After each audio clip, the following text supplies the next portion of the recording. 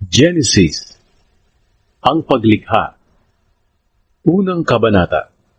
Nang pasimula, nilikha ng Diyos ang langit at ang lupa. Ang mundo noon ay wala pang anyo at wala pang laman. Ang tubig na bumabalot sa mundo ay balot ng kadiliman, at ang Espiritu ng Diyos ay kumikilos sa ibabaw ng mga tubig. Sinabi ng Diyos, magkaroon ng liwanag, at nagkaroon nga ng liwanag. Nasiyahan ng Diyos sa liwanag na nakita niya. Pagkatapos, inihiwalay niya ang liwanag sa kadiliman. Tinawag niyang araw ang liwanag, at gabi naman ang kadiliman. Lumipas ang gabi at dumating ang umaga. Iyon ang unang araw. Pagkatapos, sinabi ng Diyos, magkaroon ng pagitan na maghihiwalay sa tubig sa dalawang bahagi, at nagkaroon nga ng pagitan na naghihiwalay sa tubig sa itaas at sa tubig sa ibaba. Ang pagitang ito'y tinawag ng Diyos na kalawakan. Lumipas ang gabi at dumating ang umaga. Iyon ang ikalawang araw. Pagkatapos sinabi ng Diyos, magsama sa isang lugar ang tubig sa mundo para lumitaw ang tuyong bahagi. At iyon nga ang nangyari. Tinawag niyang lupa ang tuyong lugar, at dagat naman ang nagsamang tubig. Nasiyahan ng Diyos sa nakita niya.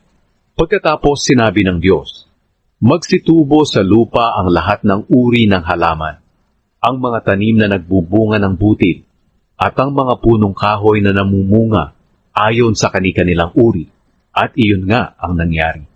Tumubo sa lupa ang lahat ng uri ng halaman, ang mga tanim na nagbubunga ng butid, at ang mga punong kahoy na namumunga ayon sa kani-kanilang uri.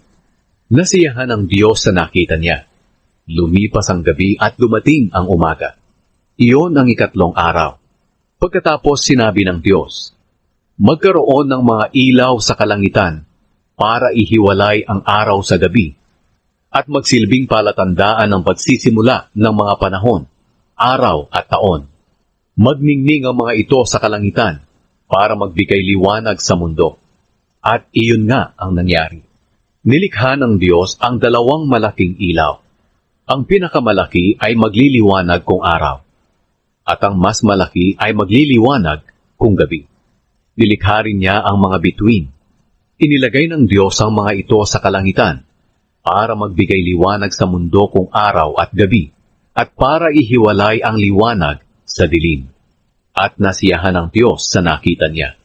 Lumipas ang gabi at dumating ang umaga. Iyon ang ikaapat na araw.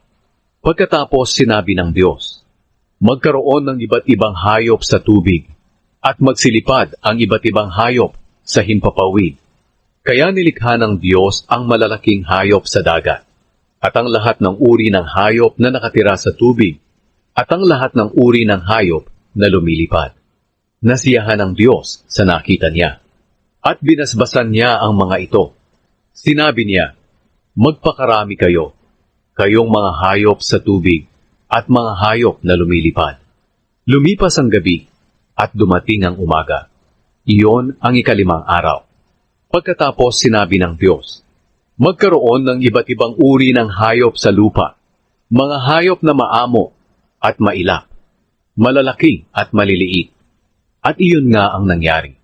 Nilikha ng Diyos ang lahat ng ito at nasiyahan siya sa nakita niya. Pagkatapos sinabi ng Diyos, likhain natin ang tao ayon sa ating wangis.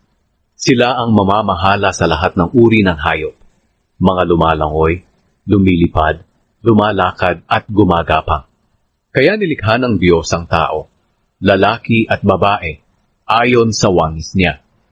Binasbasan niya sila at sinabi, magpakarami kayo para mangalat ang mga lahi ninyo at mamahala sa buong mundo, at pamahalaan ninyo ang lahat ng hayop. Pagkatapos sinabi ng Diyos, ibinibigay ko sa inyo ang mga tanim na namumunga ng butid, pati ang mga punong kahoy na namumunga para inyong kainin. At ibinibigay ko sa lahat ng hayop ang lahat ng luntiang halaman bilang pagkain nila. At iyon nga ang nangyari. Pinagmasdan ng Diyos ang lahat niyang nilikha, at lubos siyang nasiyahan.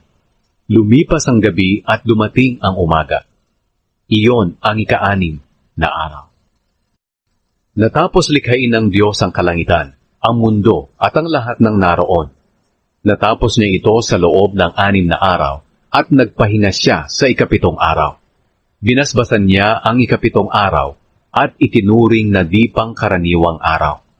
Dahil sa araw na ito, nagpahinga siya nang matapos niyang likhain ang lahat. Ito ang salaysay tungkol sa paglikha ng Diyos sa kalangitan at sa mundo.